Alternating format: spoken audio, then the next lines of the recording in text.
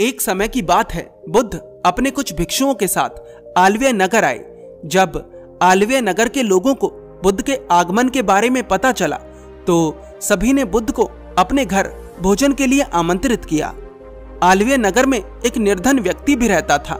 जब उसे बुद्ध के आने के बारे में पता चला तो उसने भी बुद्ध के प्रवचन सुनने की इच्छा जताई। प्रवचन सभा का आयोजन किया गया। अगले दिन सुबह सुबह बुद्ध प्रवचन सुनाने वाले थे।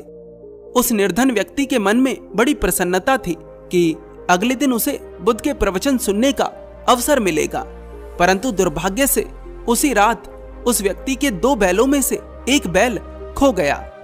उस गरीब का सहारा वे 2 बैल ही थे और उनमें से भी एक खो गया था।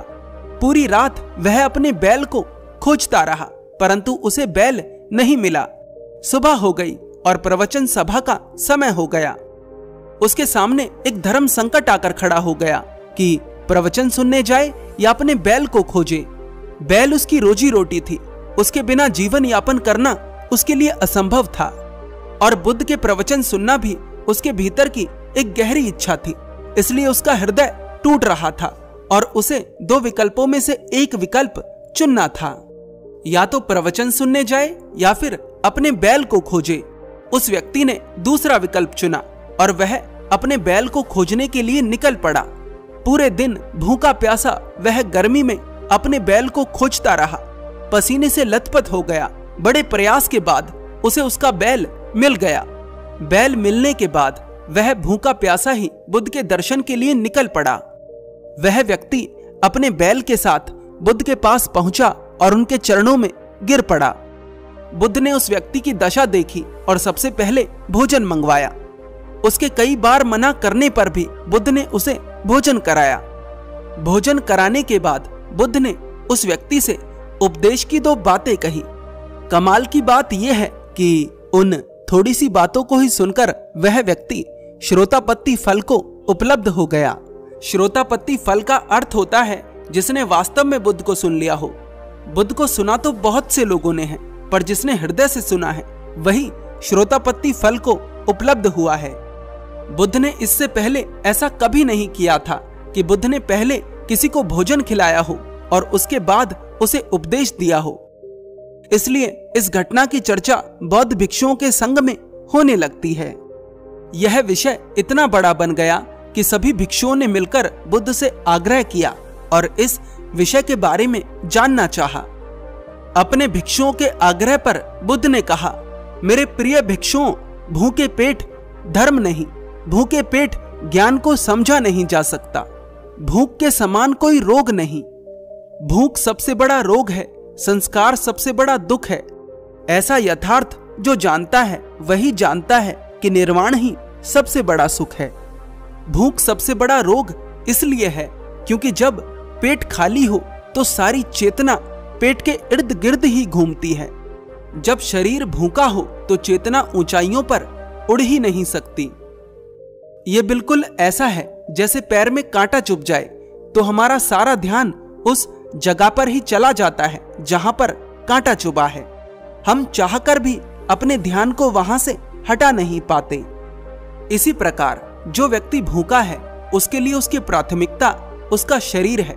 उसके लिए ध्यान और ज्ञान कोई अहमियत नहीं रखता जब तक उसका शरीर भूखा है।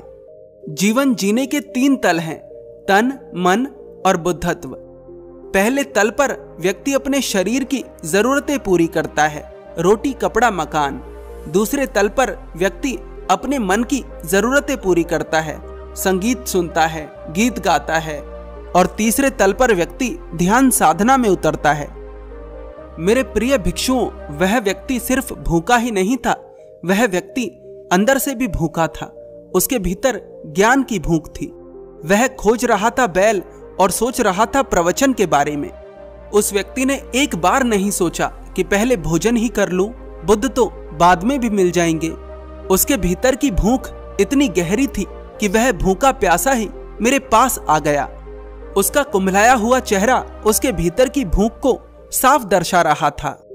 मैंने उस व्यक्ति से कुछ थोड़ी सी बातें कही और उसका पेट भर गया। उसके भीतर की भूख समाप्त हो गई। मुझे आज तक हजारों लोगों ने सुना, पर वास्तव में मुझे उसी ने सुना जिसके भीतर वास्तविक भूख थी। उस व्यक्ति के भीतर वास्तविक भूख थी, इसीलिए वह वास्तव में मुझे सुन पाया और उसका पेट भर गया, उसकी भूख मिट गई। श्रोतापत्ति फल को उपलब्ध हर व्यक्ति नहीं हो पाता, पर वो व्यक्ति अवश्य हो जाता है जिसके भीतर वास्तविक भूख होती है। एक और कथा। राजा प्रसन्नजीत भोजन भट्ट था। उसकी सारी चेतना जैसे जीवा में थी। उसके मन में हर समय भोजन भोजन और भोजन ही चलता रहता था, और जहां भोजन ही भोजन चलेगा वहां आलस भी आएगा, और जहां आलस आएगा वहां नींद आएगी। इसलिए राजा प्रसन्नजीत हर समय आलस और नींद में लिप्त रहता था। वह इतना भोजन कर लेता था कि हमेशा बीमार सा रहता था। हमेशा चिकित्सक उसके आगे पीछे लगे रहते थे। एक बार बुद्ध अपने कुछ भिक्षुओं के साथ प्रसन्नजीत के महल के पास एक गांव में आए तो प्रसन्नजीत उन्हें सुनने गया। लेकिन जाने से पहले प्रसन्नजीत ने डटकर भोजन कर लिया। उसने सोचा होगा कि पता नहीं प्रवचन कितनी देर चले, इसलिए ठीक से भोजन कर लेता हूं। राजा था, इसलिए उसे सबसे आगे बैठने का अवसर मिला। भला उसके आगे कौन बैठ सकता था? पेट भरा हुआ था और चेहरे पर आलस साफ दिख रहा था। बैठते ही झपकी लेने लगा, उसे नींद आने लगी। आया बुद्ध को सुनने था, लेकिन सुनने की स्थिति में ना था। ना तो उसका शरीर सुनने की स्थिति में था और ना ही मन। वह प्रयास कर रहा था कि वह अपनी आंखें खुली रखे, लेकिन रख नहीं पा रहा था। और लोग तो बुद्ध के प्रवचन सुनकर मस्ती में डोल रहे थे, लेकिन वह नींद में डोल रहा था। बुद्ध ने उसको देखा और बुद्ध को उस पर बड़ी दया आई। बुद्ध ने उससे कहा, क्या सारा जीवन ऐसे ही गवा देना है? जागो, अपने होश को संभालो, बहुत ही थोड़ा जीवन बचा है। इस बहुमूल्य जीवन को ऐसे मत गवाओ। राजा प्रसन्नजीत ने कहा, बुद्ध, सारा दोष भोजन का है। उसके कारण ही मेरा स्वास्थ्य भी अक्सर खराब रहता है और आलस भी बना रहता है, और इसके बाहर होने का कोई मार्ग भी नजर नहीं आता। सारा दोष भोजन का है। बुद्ध ने कहा, दोष भोजन का कैसे हो सकता है? क्या भोजन जबरदस्ती किसी के पेट में जा सकता है? तुम अपने दोष को भोजन पर डाल रहे हो। तुम जानते हो कि स्वास्थ्य खराब हो रहा है, जीवन में आलस आ रहा है, जीवन व्यर्थ जा रहा है। इतना सब होने के बाद भी तुम जागरूकता के साथ खुद को नहीं देखते। दोष तुम्हारा है। तुम्हें बोध तो है कि तुम गलत कर रहे हो, परंतु ये बोध भोजन करने के बाद आता है। भोजन करते वक्त तुम इस बोध से चूक जाते हो। राजा प्रसन्नजीत पूछता है, अब ऐसी स्थिति में मैं क्या करूं बुद्ध? बुद्ध प्रसन्नजीत से कहते हैं, तुम बहुत जड़ हो चुके हो, शायद संभल ना पाओ या फिर खुद से ही संभलना ना चाहो। प्रसन्नजीत के पास ही उसका अंग रक्षक बैठा था। बुद्ध उसके अंग रक्षक से पूछते हैं, तुम कैसे अंग रक्षक हो? ये अंग तो सारे खराब हुए जा रहे हैं। अगर चाहते हो कि तुम्हारा राजा जीवित रहे तो तुम्हें इसकी सहायता करनी होगी। तुम्हें इसके भोजन में बाधक बनना होगा। ये नाराज होगा, तुम पर क्रोधित होगा, लेकिन फिर भी तुम्हें इसके भोजन में बाधक बनना होगा। बुद्ध की बात मानकर अंग रक्षक अपने कार्य में लग जाता है। वह एक सीमा के बाद राजा प्रसन्नजीत के भोजन में बाधा डालने लगता है।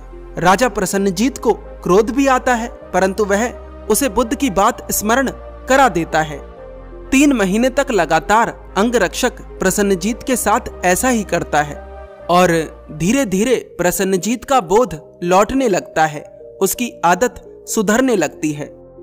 3 महीने पश्चात जब राजा प्रसन्नजीत अपने अंग रक्षक के साथ बुद्ध के पास जाता है तो वह पहले जैसा व्यक्ति नहीं होता।